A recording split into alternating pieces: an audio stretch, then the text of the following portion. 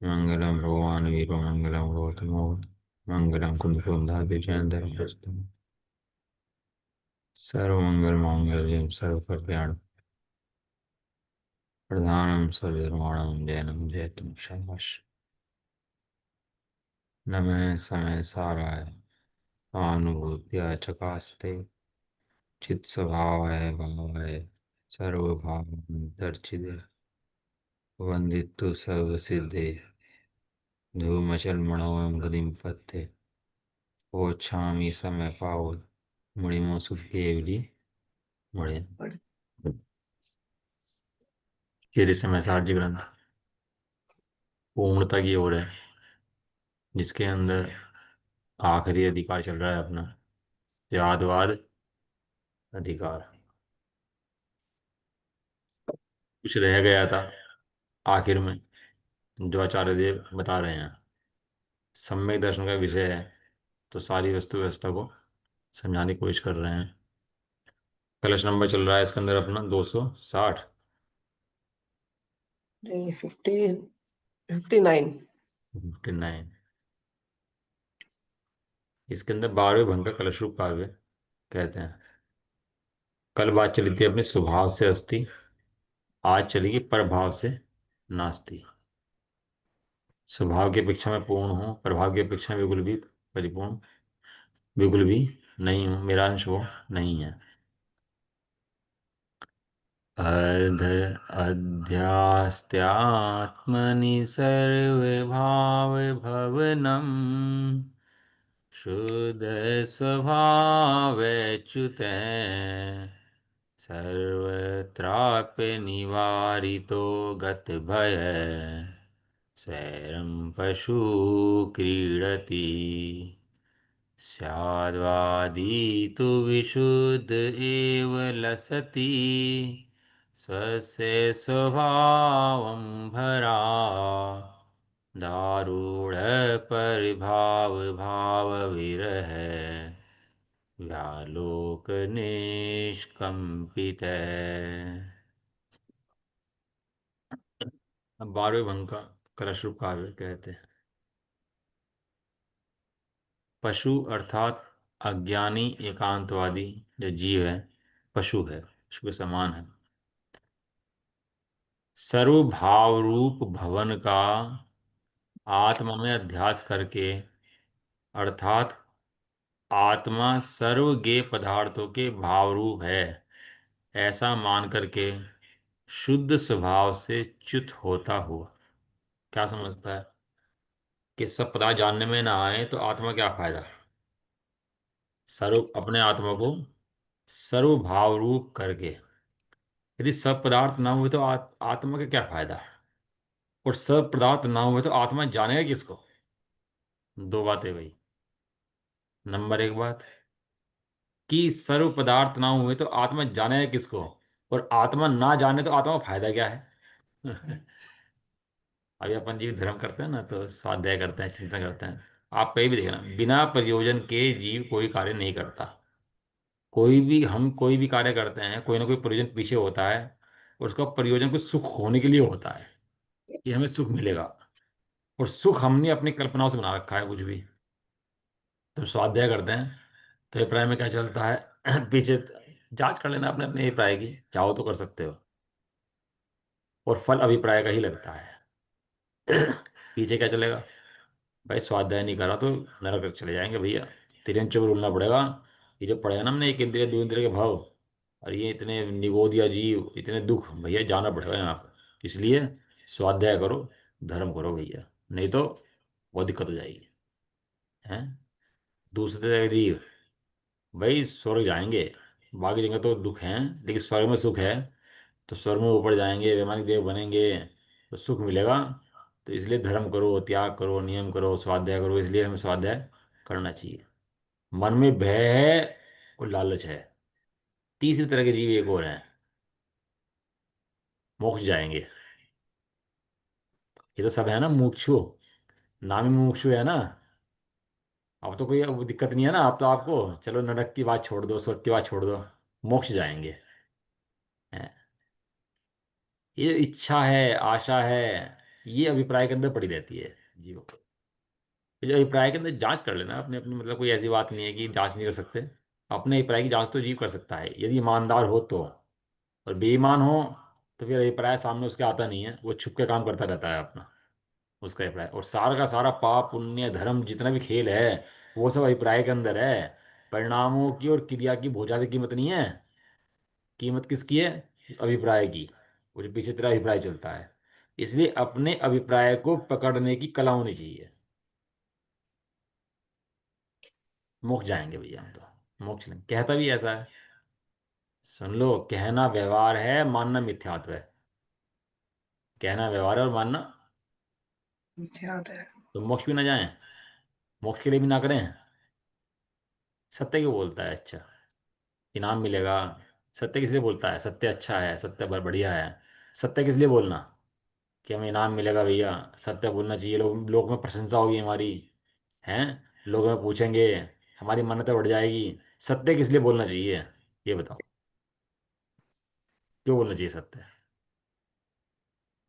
क्योंकि सत्य सत्य है, इसलिए सत्य बोलना चाहिए। झूठ झूठ है, ये झूठ सही। झूठ है।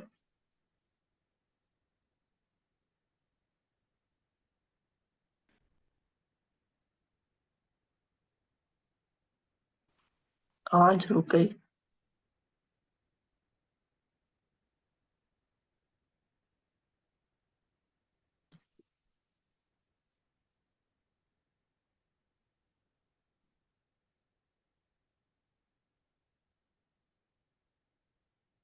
आवाज रुक गई।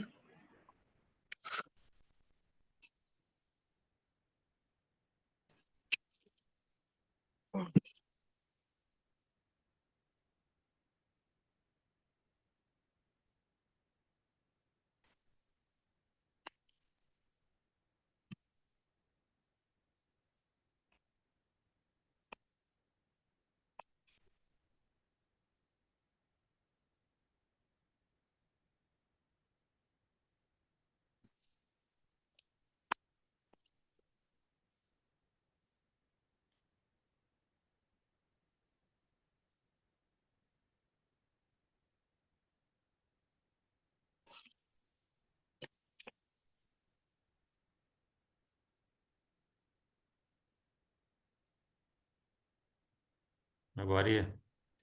हाँ, अब आई है, अब आई है। क्यों करता हूँ मैं स्वाध्याय? क्यों धर्म? 10 लोग पूछें, 10 लोग इकट्ठे हो जाएं, इसलिए क्या? क्या वस्तु स्वभाव की प्रतीति? क्या कहा? वस्तु स्वभाव। स्वभाव की प्रतीति, मोक्ष की प्रतीति नहीं। मोक्ष के लिए नहीं, ज्ञान के अंदर गे बढ़ जाएंगे इसके लिए नहीं। किसके लिए? वस्तु स्वभाव की प्रतीति के लिए, सत्य की प्रतीति के लिए। हम सत्य के पक्ष वाले हैं। ये जितना भी कल्पनाएं है ना, नरक की बचने की, स्वर्ग की, ये झूठ है। मुझे सत्य चाहिए, बस। इतना अभिप्राय मन में लेके चले कि 6 द्रव्य सत्स्वरूप हैं और सत्य से सत्य चाहिए। तो सत्य क्या है कि सत्य है, केवल इसके अभिप्राय प्रयोजन से करे। सुगुण तो अपना है ना, सुगुण तो अपना है ना, सुगुण तो किसी और का नहीं है ना। लेकिन सुगुण के लक्ष्य से भी सुगुण प्रकट नहीं होता। जीव करता है सुखी होने के लिए सारे काम, लेकिन सुख गुण के लक्ष्य से भी सुगुण प्रकट नहीं होता। कैसे होता है? वस्तु स्वभाव की प्रतीति के बल से सुगुण स्वयं प्रकट हो जाता है। क्या है? सर्वभाव रूप भवन का आत्मा में अध्यास करके, अध्यास करके मैंने अभ्यास कर लिया, उसने इतना अभ्यास कर लिया कि जितने गेज चला रहे हैं यही तो मैं हूं, इसके अलावा और मैं कौन हूं। और इन्हीं के अंदर जान लेता है नरक है, स्वर्ग है, ये है, मोक्ष है, पूरा 3 लोग जान लेता है। और अपने ज्ञान उन्हीं में कल्पनाएं कर लेता है अच्छे बुरे की। क्या करता है वो जी? अपने ज्ञान में ये नरक जो है तो बुरा है, और स्वर्ग थोड़ा अच्छा है, और मोक्ष सबसे अच्छा है। बढ़िया है। अपने ही ज्ञान के अंदर कल्पनाएं बना करके किन्हीं क्षेत्रों को अच्छा मानता है, किन्हीं क्षेत्रों को बुरा मानता है। तो जान लिया उसने। अब प्रयोजन में क्या पड़ा है? ये दुखी, यहाँ दुख है और यहाँ सुख है। तो सारा हम्म, काम उस सुख के लिए करता है। कि क्या समझ लिया, सुख जो है स्वर्ग के अंदर है, मोक्ष के अंदर है। जबकि वहां कोई स्वर्ग में और मोक्ष में सुख दुख का सत्य नहीं है। जितना जितना मोक्ष है वो सब तेरा यहाँ पर है, और जो संसार है वो सब यहाँ पर है, जो स्वभाव है वो सब भी यहाँ पर है। ये कल्पना में कहाँ उठ जाता है कि बाहर में कुछ है। अब बाहर में इसके फॉलोअर बढ़ जाए, व्यूअर बढ़ जाए, नाम हो जाए, बुद्धि है, तो उसको अच्छा लगता है। अब बदनामी हो जाए, अपयश हो जाए, तो बुरा लगता है। सारी सुख की कल्पनाएं इसकी बाहर से हैं, बाहर से। देखो, आघाती कर्मों का संबंध तो बाहर शरीर से है, और घाती कर्मों का संबंध अपने परिणामों से है। समझ में आया? आघाती कर्मों का संबंध किससे है? बस। शरीर से। हाँ, मुझे भी विकल्प बना रहता है एक्चुअली, स्वाध्याय थोड़ा रुक जाता है ना, ये वो समझाता हूँ बीच में, तो विकल्प बन जाता है कि स्वाध्याय रुक रहा है, लेकिन फिर भी समझाने के बाद सारी सारी होती हैं तो थोड़ा सा रुक जाता है स्वाध्याय थोड़ा सा बीच में। ये शारीरिक संबंध अघाती कर्मों से है। और दृष्टि कहाँ है इसकी? अघाती कर्मों पर। घाती कर्म दिखते हैं इसको, घाती क्या काम करता है।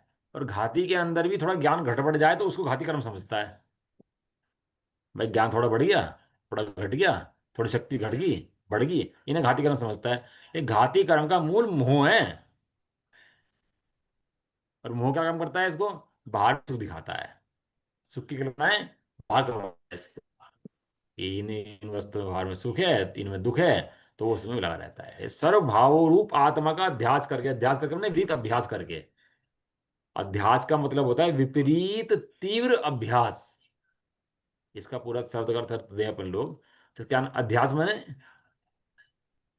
विपरीत विपरीत। तीव्र अभ्यास। तू सत्य को स्वीकार क्यों नहीं कर लेता? अब पत्नी पति को मानती है अपना, क्यों मानती है भाई? कि बस मेरा पति है। क्या फायदा, किस लिए और क्या प्रयोजन है? कि और सीता रामचंद्र के साथ जंगल चली गई राजमहल छोड़ करके। लेकिन राजमहल नहीं चाहिए, पति चाहिए। अरे तो यहाँ केवल ज्ञान वाला आत्मा दिखता है, तुझे केवल ज्ञान वाला आत्मा चाहिए। और जो तेरा वर्तमान में आत्मा है वो। लेकिन इसे लगता है वहां सिद्ध में प्राप्त होने के बाद तो सुख होता है, वहां तो आनंद आता है, वहां मजे होते हैं। तो हम भी ऐसा करें कि कुछ ऐसा करें कि वहां पहुंच जाएं। कैसे, क्या करे भाई? मतलब क्या करेगा ऐसा कि तू वहां पहुंच जाएगा? जो करेगा उससे मिथ्यात्व होगा। क्योंकि तू कर सकता नहीं है, और करने की मान्यता रखता है, इसका नाम मिथ्यात्व है। कर सकता नहीं। तू सत्य को सहज रूप से स्वीकार कर लेना। तू आत्मा है, ये बात सत्य है, तो बस हो गया धर्म। अब इसमें क्या लाग लपेट करता है? ये सिद्ध है, ये मोक्ष है, सब सब। सर्व भावों को आत्मा के मध्य अभ्यास करके, अर्थात आत्मा सर्व पदार्थों के गे रूप है, गे भाव रूप है, ऐसा मानकर शुद्ध स्वभाव से च्युत होता हुआ। हम्म, थोड़ा विचार करोगे ना आप इस बात के बारे में, सही में आपको बड़ा आनंद आएगा। ये प्राय की वासना निकाल लो अंदर से। यदि ये प्राय की वासना नहीं निकली ना, तो मिथ्या तो ऐसे ही चला जाएगा, हम स्वाध्याय करते रहेंगे और ये मिथ्या साथ में चला जाएगा। इसलिए अभी हम सिद्ध भगवान की भक्ति करते हैं ना, तो सिद्ध भगवान की भक्ति करते हैं तो बाहर में आकार दिखाई देता है सिद्ध भगवान का। और अपने व्यंजन जो आकार है ना, शरीर का प्रतिशत गुण के कारण जो व्यंजन आकार है, हमें प्रतीति है इस व्यंजन आकार की। तो हम वास्तव में आकार की भक्ति करते हैं। हमें सिद्धों के गुणों से कोई प्रयोजन ही नहीं होता। अनंत ज्ञान, अनंत दर्शन, अनंत सुख, अनंत वीर्य वाले हैं, सहज दर्शन, सहज ज्ञान, सहज सुख, सहज वीर्य। भगवान की भक्ति करते हैं तो भगवान की भक्ति नहीं करते, उनकी आकार की भक्ति करते हैं। क्यों? इस आकार के प्रति प्रतीति है हमें, इसलिए। इस आकार को छोड़ करके जो अपना ज्ञान दर्शन स्वभाव है, बिना किसी लाग लपेट के, बिना किसी इच्छा के, सत्य को स्वीकारते हुए, उस ज्ञान दर्शन में ही जो अपना आत्मा है उसकी भक्ति करे, उसका नाम है परमार्थ भक्ति। उसका नाम क्या है? भक्ति। परमार्थ भक्ति। परम। ये अभिप्राय की जो कोई वासना कर तो निकाल के फेंक देने लायक है। मात्र एक प्रयोजन, आत्मार्थीनो काम एक, दूजो नहीं मन रोग। आत्मार्थ का केवल एक काम है, आत्मा को साधना, बस। किस लिए? कि कुछ नहीं भैया, कि आत्मा को साधना, बस सत्य चाहिए मुझे, तो बस इसके अलावा कुछ नहीं चाहिए। ये सर्व भावों को शुद्ध भाव से च्युत होता हुआ किसी प्रभाव को शेष रखे बिना सर्व प्रभावों में स्वच्छंदता पूर्वक निर्भरता से निर्भरता से कीड़ा, करता है। मच्छर लोगों के आसपास घूमता है, उड़ता है। क्या करता है वो? लोग आते कीड़ा करता है कि मरने के लिए घूमता है?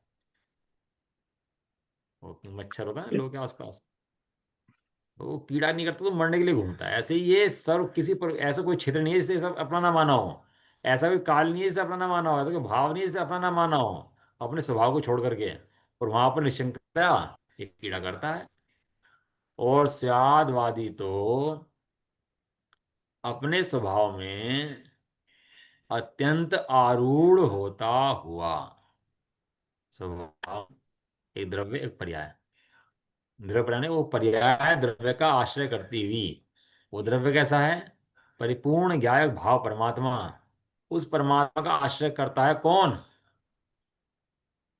वो अपूर्ण पर्याय है, वो नाशवान पर्याय है, वो एक समय की पर्याय है।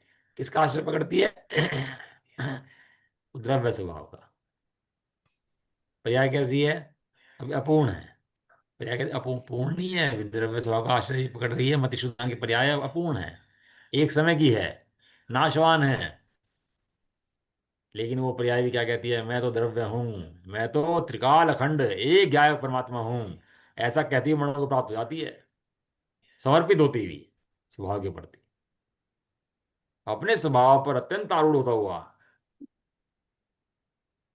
पर भाव रूप भवन के अभाव की दृष्टि के कारण, अर्थात आत्मा पर द्रव्यों के भाव रूप से नहीं है, ऐसा जानता जान हुआ। हाँ, प्रभाव के रूप आत्मा नहीं है। प्रभाव से आत्मा की संपत्ति नहीं है, प्रभाव से आत्मा कुछ बनता नहीं है, प्रभाव से आत्मा कुछ बिगड़ता नहीं है, प्रभाव से आत्मा कुछ बढ़ता नहीं है। अभी गांव में आए, गांव से भैया हम तो डंडा डोरी ले गांव से आए थे, और यहाँ के बहुत पैसा कमाया भैया, करोड़पति बन गया। अब करोड़पति बनते क्या लगता है इसको? भैया हम करोड़पति हो गए। तो इससे मुझे तेरा क्या बढ़ गया? और फिर मर गया, तो फिर से छोड़ के चला गया। लेकिन क्या रहा? अहंकार जो था ना बीच में उसके, उस अहंकार से उसका कर्म बनता रहा। कौन सा? मिथ्यात्व का। पर भावों की जो अभाव की दृष्टि है, प्रभाव की नहीं, प्रभाव के जो भाव हैं उनकी दृष्टि है। प्रभाव तो रहेंगे, उस दृष्टि के कारण निष्कंप वर्तता हुआ विशुद्ध एव लस्ति, शुद्ध ही विराजित रहता रहता है। है। निष्कंप का उदाहरण दिया चारदेव ने पंचसाजी के अंदर, निष्कंप का। निष्कंप, उसके अंदर भी कैसे दृष्टांत दिया? निष्कंप रहता है। श्रद्धा निष्कंप होती है। श्रद्धा क्या होती है? निष्कंप होती है। बिल्कुल। ये बच्चा तो बस, मेरे दो बच्चे दो ही हैं बस, अब से कहो तीन है चार है तो मानेगा नहीं। अरे दो ही तो हैं भाई साहब, क्या बात कर रहे हैं आप? निष्कंप एकदम। मैं स्त्री हूं, एकदम निष्कंप, हिलती नहीं है। उसके अंदर उदाहरण दिया मणि का। मणि का प्रकाश कंप होता है, और दीपक का प्रकाश वो कंपायमान होता है, हवा से हिलता है। श्रद्धा जो है अपने स्वभाव को स्वीकार करने से निष्कंप रहती है, निष्कंप रहती है। भावार्थ, एकांतवादी सर्व परभावों को निरूप जानकर अपने शुद्ध स्वभाव से च्युत होता हुआ, जब शुद्ध स्वभाव है उससे हटता है, और प्रभाव में जाकर के बहता है, चलता है। सर्वत्र प्रभावों में स्वेच्छाचारिता से निशंकतया प्रवृत्त होता है। और स्वादवादी तो पर भावों को जानता हुआ भी अपने शुद्ध ज्ञान स्वभाव को सर्व प्रभावों से भिन्न अनुभव करता हुआ शोभित होता है इस प्रकार पर भाव की अपेक्षा से नास्तित्व का भंग कहा। हाँ है। ये जो अपनी पर्याय पूर्ण है ना, जो मति ज्ञान शुद्ध ज्ञान के पर्याय है, और मैं परिपूर्ण हूँ, ये मत शुद्ध ज्ञान की जो पर्याय है, कम ज्ञान की जो पर्याय है, ज्ञानावर्णी कर्म के कारण से नहीं है। हमें क्या लगता है, ज्ञानावर्णी ज्ञान न देवे और दर्शनावर्णी दर्शन। ये जो मुझे कम पर्याय हो रहा है, मति के शुद्ध ज्ञान हो रहा है, किस कारण से हो रहा है ये ज्ञानावर्णी कर्म है, उस कारण से ऐसा हो रहा है। ये पर भावों को अपना मानता है, कर्म के भावों को अपना मानता है, जब कर्म के भावों की जीव में नास्ती है। जीव की जो ये मति शुद्ध ज्ञान की पर्याय है, ये स्वयं अपने कारण से है, कर्मों के कारण से वही है। नहीं है।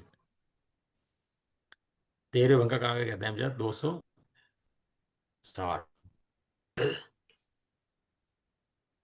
कौन सा आ गया लास्ट वाला, जो ये आया, नित्या नित्य का आ गया ना लास्ट वाला। हाँ, नास्तिक का। हाँ।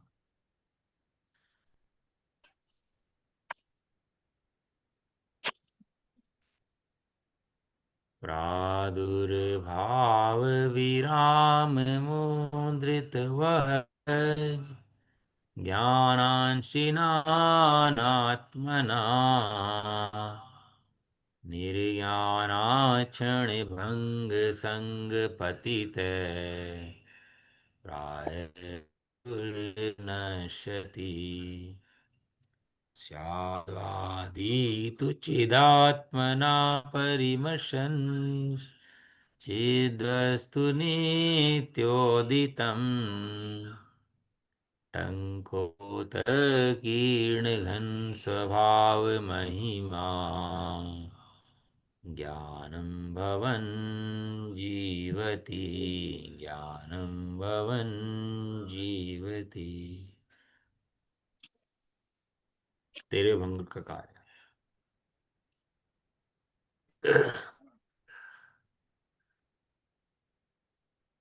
पशु अर्थात एकांतवादी अज्ञानी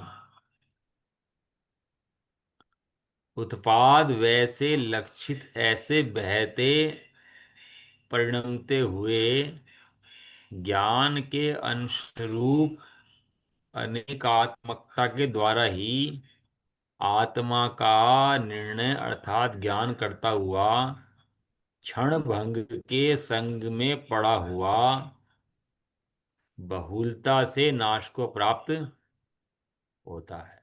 नीचे दिया था क्षण भंग का, क्षण क्षण में होता हुआ नाश, क्षण भंगुरता, अनित्यता। ये तो गुरुदेव ना होते तो ये समझ में आता कि ये उत्पाद व ध्रुव्य जो हैं, इनके अंदर भी दो भेद हैं। एक उत्पाद व है और एक ध्रुव्य है। ये तो वस्तु तो यही है ना, उत्पाद व ध्रुव्य है, ध्रुव्य उत्तम सत, उत्पाद व ध्रुव्य ध्रुव है। ध्रुव और ध्रुव युक्तम वस्तु जो है वो उत्पाद व ध्रुव वाली है। उसी उत्पाद व ध्रुव्य के अंदर भी पक्ष है। जो वस्तु है ना अपनी परमाणु का विषय, परमाणु के विषय जो वस्तु है, उसके दो पक्ष हैं, एक तो उत्पन्न नष्ट होने वाला पक्ष है, और एक ध्रुव रहने वाला पक्ष है। देखा ना, उत्पाद व्यय से लक्षित। वे उत्पाद व्यय किसके हैं, उत्पाद व्यय वस्तु के हैं। लेकिन वस्तु के अंदर उत्पाद होने पर भी वस्तु का उत्पाद व्यय नहीं है, वस्तु सदाकाल ध्रुव है। लगता तो ऐसा है कि जैसे उत्पादन हुआ वो नष्ट हो तो वस्तु नष्ट हो गई, ऐसा बोधमती मानता है। उधार का घी खाओ और मजे करो। ये देना किसने है, उत्पाद व्यय है। उधार वस्तु लो और मजे लो, अंग्रेज होते हैं ना, उधार लें उधार लें उधार लें और मर जाएं। फिर बच्चे कर्ज चुकाएं उनका। वहां का जो बूढ़ा होता है ना, वो कर्जा देकर मरता है, और हमारे यहाँ का जो बूढ़ा होता है ना, वो पूंजी देकर मरता है। फर्क है दोनों के बुजुर्गों में। वो क्रेडिट कार्ड बनवा, ये बनवा, कर्जा ले, मजे करो, फिर एक उधार का घी खाओ और मस्ती करो। ऐसे उत्पाद वैसे लक्षित जो है, उत्पाद वे चलते रहते हैं, और ध्रुव वही का वही बना रहता है। ये वस्तु का स्वभाव है। और इसके अंदर भी प्रमाण ज्ञान के लिए है और श्रद्धा के अंदर एकांत होता है। श्रद्धा प्रमाण को स्वीकार नहीं करती, श्रद्धा एकांत को स्वीकार करती है। श्रद्धा का विषय प्रमाण नहीं है, श्रद्धा का विषय एकांत है। एकांत माने एकांत स्वभाव है, ध्रुव है।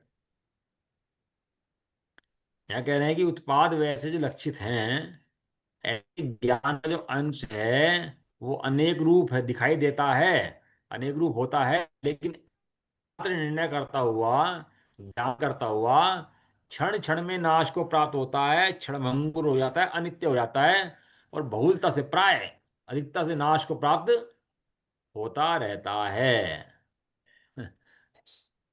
बदले पर्याय प्रतिक्षण अनंत, फिर भी ध्रुव का नहीं क्या है? हो रे अंत। हाँ, फिर भी ध्रुव का नहीं हो गया। श्रद्धा ने ऐसा ध्रुव का स्वीकार कर लिया कि पर्याय आएंगी, उत्पन्न होगी, नाश होंगी, खूब आए जाएं, मेरी ही पर्याय खूब आए जाएं, लेकिन उसमें नाश को प्राप्त नहीं होता। नहीं। हाँ। और साधवादी तो चैतन्यात्मकता के द्वारा चैतन्य वस्तु को नित्य उदित अनुभव करता हुआ टंकोत्कीर्ण घन स्वभाव, टंकोत्कीर्ण पिंड स्वभाव जिसकी महिमा है, ऐसे ज्ञान रूप बढ़ता हुआ जीता है। बताओ, सूर्य चाहिए कि सूर्य का प्रकाश चाहिए? क्यों जी? सूर्य चाहिए, सूर्य का प्रकाश चाहिए? तो प्रकाश ही- हैं? सूर्य होगा तो उसका प्रकाश होगा। हाँ, कि सूर्य मिल जाएगा तो सूर्य का प्रकाश तो समय आ जाएगा ना। तुम तो हमें सूर्य दो, प्रकाश की जरूरत नहीं है हमें अलग से, हमें तो सूर्य दे दो, सारा का सारा प्रकाश उसके अंदर समाहित है। अब गाय को डंडे मार रहा है, चल चल चल, गाय चली रही, कहने लगा कुछ मत कर, इसका बछड़ा पकड़ के चल पड़, और पीछे मत देखना। गाय अपने आप आ जाएगी, नहीं आ जाएगी? बिल्कुल आ जाएगी। तू द्रव्य को पकड़, ये केवल ज्ञान की पर्याय अपना आप आ जाएंगी। तू ध्रुव को पकड़, ये उत्पाद में क्या स्वयं में खेलेंगे। और तू ध्रुव की तो करता है नास्ती, वो चाहता है केवल ज्ञान, तो नहीं आएगा। जैसे सूर्य को जल चढ़ाते हैं, अरे सूर्य इतना प्रकाश देता है, ये देता है, वो देता है, तो कौन देता है? कि सूर्य देता है। तो जैसे बात चढ़ाते हैं कि सूर्य को चढ़ाते हैं। क्यों? क्योंकि प्रकाश किसका? ये सूर्य सूर्य का। का। अब यहाँ केवल ज्ञान की महिमा तो है, प्रकाश की महिमा तो है, ये केवल ज्ञान किसका? किसका केवल ज्ञान? किस स्वभाव का? उस आत्मा का। उस आत्मा की महिमा नहीं है, और केवल ज्ञान की महिमा है। तो ऐसा नहीं होता भैया, जैसे प्रकाश की महिमा है उसे सूर्य की महिमा है। ऐसा नहीं होता कि खाली प्रकाश की महिमा है, सूर्य की महिमा है ही नहीं। केवल ज्ञान की महिमा है, पर आत्म स्वभाव उसका केवल ज्ञान है, उसकी महिमा ही नहीं है। वो आत्म वस्तु सदाकाल परिपूर्ण, अनंत अनंत केवल ज्ञान की पर्याय जिसमें निकले, ऐसी आत्म वस्तु तेरी स्वयं है तो स्वयं है। एक बाहर से आएगी ऐसा नहीं है, स्वयं वही आत्मा है। परिपूर्ण एक गायक, ध्रुव, ध्रुव ध्रुव ध्रुव। ये ध्रुव शब्द कितना बड़ा माल है। भाई साहब को तो बहुत प्रिय शब्द है ध्रुव। हर पर्सन में ध्रुव, ध्रुव ध्रुव, ध्रुव है, ध्रुव है, ध्रुव है। सब घट जाएगा, सब हट जाएंगे, सब मर जाएंगे, जी जाएंगे, सब काम हो जाएंगे, देश लूट जाएंगे, पिट जाएंगे, सब काम हो जाएंगे, लेकिन तू, वही का तू वही। ध्रुव वही का वही रहेगा। बचपन में जब पैदा हुए थे, तुम बच्चे थे कि ध्रुव थे, आत्मा थे? अब बड़े हो गए, समझदार हो गए, बुद्धि आ गई, तो बुद्धि आ गई कि तो ध्रुव आत्मा है। बूढ़ा हो गया, चले गए सब, बुद्धि कम, कमजोरी आ गई, सब कम हो गया, ये शरीर कमजोर हुआ है कि तो ध्रुव है। यहां से मरा, शरीर कहीं चला गया गति के अंदर। तू गति के अंदर है कि ध्रुव है? ध्रुव है। विग्रह गति के अंदर तो है ही नहीं कुछ शरीर वरीर। तो तू वहां भी शरीर ना होने पे तो ध्रुव है कि विग्रह गति के अंदर है? इस संसार के अंदर कितने चक्कर काटे हैं, लेकिन चक्कर काटने के अंदर भी तू सदाकाल ध्रुव है। तू एक परम परमात्मा, परम पिता, तू ही है। भगवान के बाहर में नहीं है, तू ही भगवान है। कौन? जो ध्रुव आत्मा है, वो शुरू में कहा था ना, केवल ज्ञान के लिए नहीं, जिसमें से केवल ज्ञान निकलता है उसके लिए। ठीक। अरे केवल ज्ञान तो एक समय की पर्याय है। तेरे अंदर तो अनंतानंत केवल ज्ञान की पर्याय भरी पड़ी है स्वभाव के अंदर। वो बोला था ना उससे, गजमोती वाला, क्या नाम था, गजमोती की पूजा करती थी, क्या नाम था, मनोमती, क्या मनोरमा। नाम था? मनोमति। मनोरमा। हाँ, याद नहीं, नाम याद है। वो गजमोती से पूजा मनोरमा। करूंगी मैं तो। हाँ। और डेली गजमोती चाहिए। अब ससुराल में आके चिंता, गजमोती की पूजा करनी है, इसके बिना भोजन करना नहीं है। तो कहने तो चिंता भी करती है। कह रहे क्यों? गजमोती के तो कुठार भरे हुए हैं यहाँ। हाँ। हार भरे। तो खोल के दिखाया कुठार, गजमोती गजमोती बड़े, डेली पूजा कर। ये क्यों? सोचना कर, दिक्कत क्या है, यहाँ तो कोठार भरे पड़े हैं गजमोतियों के। अरे तेरे स्वभाव के अंदर केवल की पर्याय भरी पड़ी है अनंत अनंत। तू तू क्या कर, तू तो मजे करना। अब केवल की पर्याय होगी चाहिए, अरे अब चाहिए क्या है जब भरी पड़ी है? क्या चाहिए? अरे भरी पड़ी है भैया, तू तू बड़ा पूरा भगवान, खाली नहीं है। तू खाली वस्तु हो तू। तेरे अंदर अनंत अनंत गुण अनंत अनंत पर्याय भरी पड़ी है केवल ज्ञान की। तू तू सर्वज्ञ है। तू शाश्वत है, अखंड ज्ञाय परमात्मा है तू।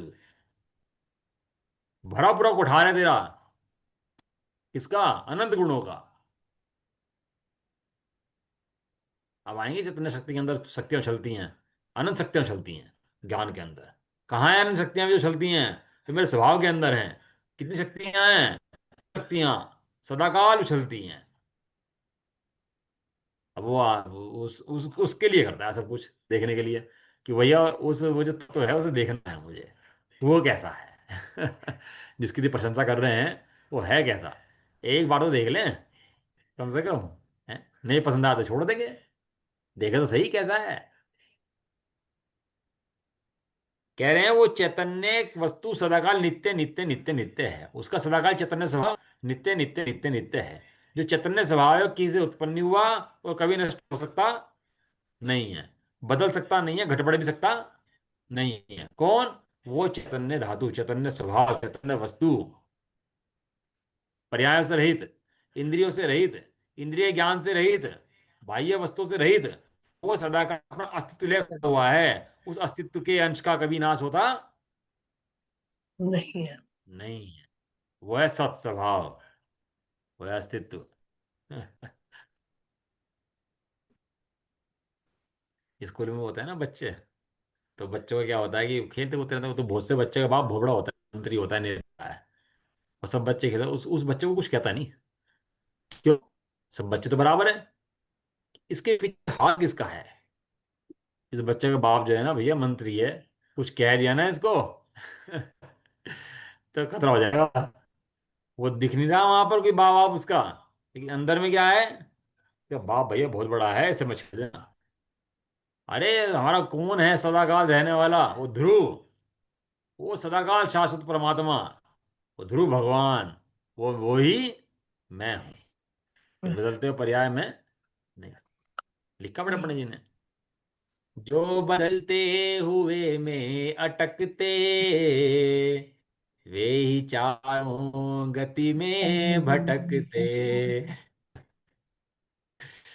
जिस बदले हुए अंश के अंदर अटके ना, जो पर्याय पर्याय में अटक जाए वो भटके, और जो पर्याय पर्याय में अटक गए ध्रुव में जाए, वो भगवान बन जाए वास्तव में। इतना सा मंत्र है इसका बनने का। ये चैतन्य धातु सदाकाल एक रूप रहने वाली, वो टंकोत की मैंने टांके से उकारा हुआ, जिसके अंदर बदलाव नहीं हो सकता। आप पेंसिल से लिखो तो मिटो दोगे उसको, पेन से लिखो तो कोई ना कोई आ जाएगा, उससे मिट जाएगा, पेन पेन का भी लिखा मिट जाएगा। कोई चीज स्केच से लिख दो मिट जाएगा। लेकिन पत्थर से उकेर दो तो, पे टांके से उकाड़ दो तो वो नहीं मिटता भैया। अरे तेरा स्वभाव टंकोत्कीर्ण है, टंकोत्कीर्ण स्वभाव, टंकोत्कीर्ण पिंड स्वभाव जिसका है, ऐसा ज्ञान रूप वर्तता हुआ जीता है। पर्याय में जीव मरता है और ध्रुव में जीव जीता है। क्यों? क्योंकि ध्रुव ही जीता है। जीव जीता कौन है? जीव है, जीव, जीव किसे कहते हैं? उस ध्रुव को है, वही जीता है वास्तव में। पर्याय तो मरती है, पता है आपको? पर्याय की आयु कितनी है? कितनी है पर्याय की आयु? एक समय की। हाँ, पर्याय की एक समय और जीव की आयु। सदा काल रहने वाला होता है। हाँ, जीव की आयु, की। तो मेरी आयु की बात करते हो? अरे आयु तो उसकी हो जो जन्म मरे। मेरी आयु है ही समय। नहीं। क्यों, ना मैं जन्मता ना मरता। मेरी आयु किस बात की? ये तो प्राण है, मेरे नहीं है। मैं चैतन्य प्राणों से जिंदा रहता हूँ सदा काल। ये 10 प्राण जिसके होंगे होंगे, पुत्र के प्राण हैं प्राण। मेरे प्राण नहीं है। नहीं मेरा प्राण तो एक जीवंत प्राण है, क्योंकि मैं जीवंत प्राण के द्वारा जीता था, जीता हूं और जीता। रहूंगा। हाँ, सदा काल मेरा चैतन्य प्राण जीता हूं मैं। ये 10 प्राण तो घटते बढ़ते हैं, चैतन्य प्राण घटता बढ़ता कभी है ही नहीं। एकांतवादी गेयों के आकार के अनुसार, जैसे गेय का आकार होते हैं, इनके अनुसार ज्ञान को उत्पन्न और नष्ट होता हुआ देखकर, गेय नष्ट होता तभी है, मैं नष्ट हो गया, देह उत्पन्न तो मैं उत्पन्न हो गया, ऐसा देखकर अनित्य पर्यायों के द्वारा आत्मा को ही सर्वथा अनित्य मानता हुआ। होगा। गेय नष्ट होंगे तो मैं मर गया। एक पति मर गया, मुमुक्षु स्त्री, और पति ने कहा कि मेरा फोटो नहीं खींचना चाहिए बाद के अंदर, मेरे मुमुक्षु दोनों थे, कि इस देह का क्या फोटो खिंचवाना है, समाधि करना जाकर के 48 मिनट के अंदर जला देना इसको ले जाकर के। मुमुक्षु पत्नी, उसे पता था कि भैया द्रव्य का नाश कभी होता नहीं है, ये तो देह का वियोग है, संयोग का वियोग है। सो हो गया है, कोई रोना गाना नहीं, कोई शोक नहीं, कुछ नहीं। आराम से बैठे, चलो जो हो गया ठीक है, वो तो होना ही है जो होना है। उसके बच्चे फोटो खींच रहे, तो सामने आगे बैठ गई, लेट गई, कहने लगा नहीं, इन्होंने कहा था फोटो नहीं खींचेगा तो नहीं खींचेगा, इनको ले गए चलो, 48 मिनट के अंदर को जलाओ बस, इसके अलावा कोई प्रयोजन और नहीं है। अरे पर्याय पति की हैं, बच्चों की हैं, सब हैं, ये सब एक समय पर्याय हैं, प्रतिक्षण नष्ट होती रहती हैं। और नष्ट होते होते कुछ क्षण ऐसे भी आता है, ये अलग हो जाते हैं, हम अलग हो जाते हैं, कुटुंबादिक अलग हो जाते हैं और अपन लोग अलग हो जाते हैं। ये पर्याय सब चलती रहती है, पर्याय उत्पन्न हुई है, नष्ट होंगी। ऐसे ही ये उत्पन्न होते हैं, नष्ट होते हैं। एकांतवादी इन गेयों के अनुसार अपने को उत्पन्न और नष्ट मानता है, इसलिए रोता है, धोता है, शोक करता है, व्याकुल होता है, सब काम करता है। अनित्य पर्यायों के द्वारा आत्मा को सर्वथा अनित्य मानता हुआ, कि आत्मा तो नष्ट होता है, उत्पन्न होता है, अपने को नष्ट करता हुआ कौन होता है? ये होता है बोध मत, जो ऐसा मानता है अपने आप को। और स्वादवादी तो यद्यपि ज्ञान ज्ञेयों के अनुसार उत्पन्न विनष्ट होता है, पर्याय में उत्पन्न नष्ट होता है, फिर भी चैतन्य भाव का नित्य उदय अनुभव करता हुआ जीता है, नाश को प्राप्त नहीं होता। अपने चैतन्य से बल के स्वभाव के बल से जीता है, और जानता है मेरा कभी नाश हो सकता नहीं है। कि जो लास्ट वाला भंग इसका, अब ये हुआ नित्य का ना, अनित्य का जो भंग है वो कल पढ़ेंगे, उसके बाद एक से 47 शक्ति से पहले का वो कलश भी पढ़ के उसको शुरू होंगी अपनी। निज निधि निज में बताई है, अनंत उपकार है। है उसी के लिए जिन वाणी माँ को वंदना शत बार है। नवण होगा।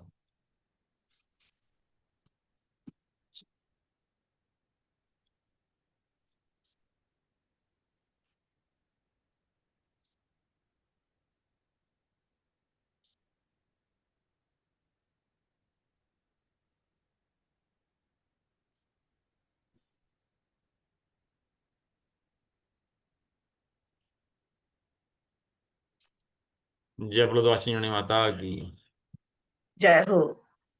महान जैन धर्म की। जय हो। एक साथ बोलिए। जय जय जिनेन्द्र, जय जिनेन्द्र, सबको जय, सभी को जय जय।